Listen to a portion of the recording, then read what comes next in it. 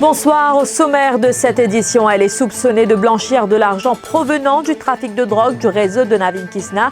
Une habitante de Cottage a été interpellée par l'ICAC. À Rosy, les cœurs-pipes des jeunes femmes s'attaquent à des chauffeurs de taxi âgés.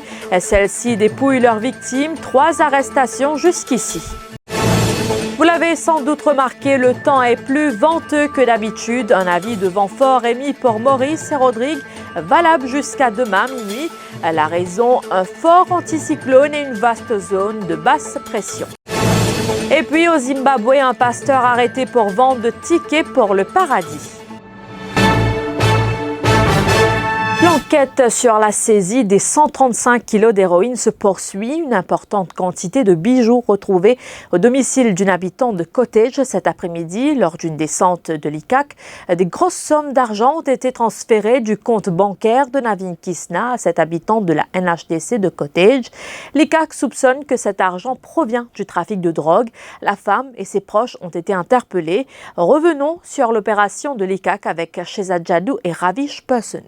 C'est un véritable travail de fourmi qui a conduit les enquêteurs de l'ICAC à Cottage cet après-midi. Après avoir obtenu des disclosure orders sur les comptes bancaires de Navin Kisna, les enquêteurs ont découvert un transfert d'argent vers le compte bancaire de cette habitante de Cottage.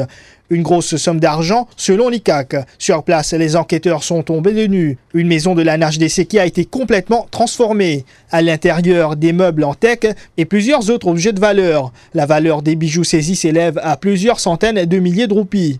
L'habitante de Cottage a été interpellée. Les enquêteurs soupçonnent qu'elle aurait bénéficié de l'argent provenant de la vente de la drogue. 2 femmes et un mineur arrêtés pour vol avec violence durant le week-end. Ils sont soupçonnés d'avoir attaqué des chauffeurs de taxi. Leur modus operandi, ils ciblaient des chauffeurs âgés.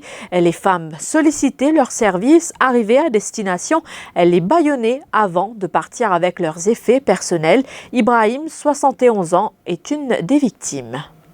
Il y a 15 ans pour ma maladie. Je n'arrive là-bas à Hollywood, une chasse 1000 roupies avant même, depuis le qui même plus de moi, une chance de 3 ans, là, le feeling. Après, 20 minutes, moi, tout n'a qu'un. Mais j'ai des bêtises, je finis à peine à la phase du monde, arrête-nous là même. Un gars, alors, il y a quand même fini classé dans l'auto. Là, on avait une ceinture, pas besoin de sécurité, une ceinture à la peau noire. Risque, je sais, mon dossier, risque, moi, les coups derrière. Un coup, on gagne ça, quand on a comme ça. Eh, c'est bouger, c'est un couteau. Madame Lem, puis madame la me pousse là-haut, il tient mon l'argent. Et là, je ne prends tout mon casse après ce mali. Je vais aller, mais je ne connais là, je vais marcher, je vais pas à ce casse-là en place, madame. Pas qu'à faire, non, rien, juste pas qu'à faire là. La CID de Vakwa poursuit son enquête. Une partie des clients de Sunkai et de White Dot peuvent pousser un ouf de soulagement. Ils obtiendront la totalité de leurs investissements en Cour suprême ce matin. L'avocat de Sunkai Company Limited, Kapil Raghunandan, a pris un engagement en ce sens. Pour rappel, plusieurs personnes avaient saisi la justice pour réclamer que l'argent qu'elles avaient investi leur soit restitué. Leur avocat Nawaz Douki crie victoire. Et qu'aucun du monde comme moi, 80 ans par l'année, je dis même mon père dans croyance pour mon vivre. Mais comme moi, la monnaie là reste pour lui. Combien de vous mettez au Moi 50 000, moi mettre mon belle-fils 50 000, moi mettre mon garçon 50 000. 150 000, mon casse, mon tiens lèvre, 80 000, après mon tiers.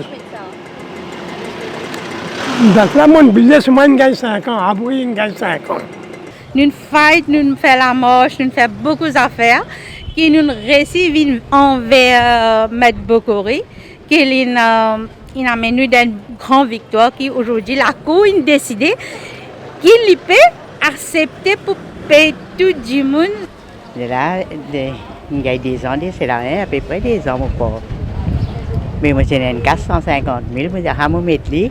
Observez-moi, moi, je suis mais je me mets une casse pour ramasser, me garder. Oui, mais nous mettons casse là, nous faisons sentir une sagrin, nous mettons là-bas. Si nous casse là, c'est pour là. Nous ne pouvons pas si c'est pas nous pour gagner, nous ne pouvons pas connaître qui se peut faire devant là. Sunil Bola nie toute ingérence dans la vente de terrains de 37 arpents appartenant à la Vakwa Multipurpose Cooperative Society à Ficanflac. Il précise que le terrain n'a pas encore été vendu et que c'est l'Assemblée générale qui avalisera cette transaction. Face à la presse cet après-midi, le ministre des coopératives a refuté les allégations de l'ex-président de la société, Sunil Jagru.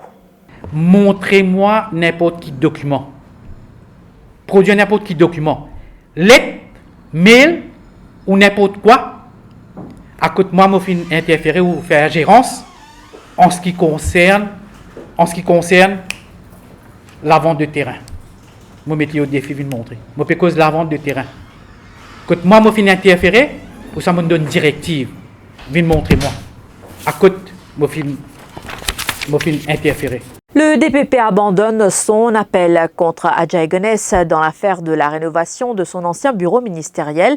La décision est tombée ce matin en Cour suprême devant le chef-juge Kisho Parsad Matadine. Cette affaire remonte à mars 2005. Adjaye Guenness était accusé d'avoir donné des directives pour que le contrat des travaux de rénovation soit accordé à Hawkinter Services Limited. La Cour suprême avait conclu à un abus de procédure de l'ICAC et après la décision du DPP ce matin, Adjaye Guenness se dit soulagé. On remonte un petit peu loin, peut-être 12 ans de cela, pour venir dire aux autres qui aujourd'hui nous savons sa victoire là. Parce que juste après les élections de 2005, ça veut dire comment l'élection finie, nous devons dire qu'il y a une machination politique qui met en marche sur Ramoulam, poussée vraiment politiquement dans sa caisse rénovation mobile. Et depuis Day One, nous devons dire que pendant rien, tout cela c'est une machination politique qui est montée et aujourd'hui la couille. Dans le cahier des faits divers, un premier suspect arrêté pour vol d'armes à feu et de 40 balles à Souillac hier soir.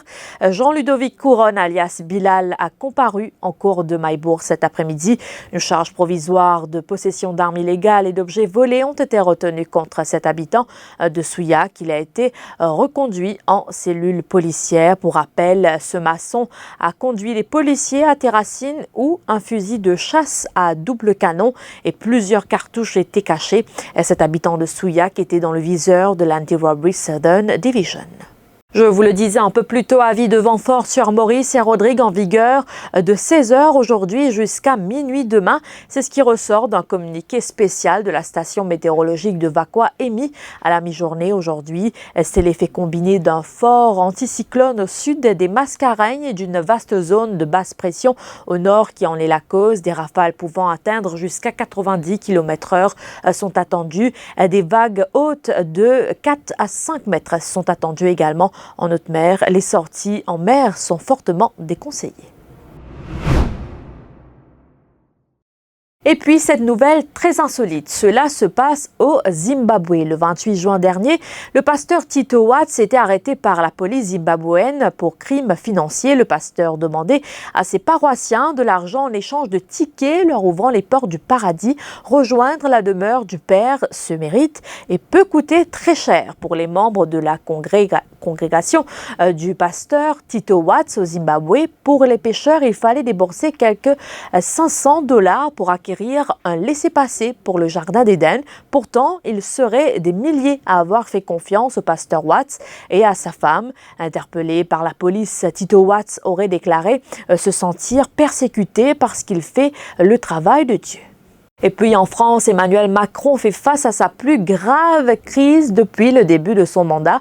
Son ministre de l'Intérieur était ce matin entendu par la commission des lois de l'Assemblée nationale réunie en commission spéciale dans l'affaire Benalla du nom de ce conseiller à l'Élysée filmé en train de malmener des manifestants sans accréditation policière lors du défilé du 1er mai. Le président français a annulé un déplacement prévu ce mercredi 25 juillet sur l'étape du Tour de France.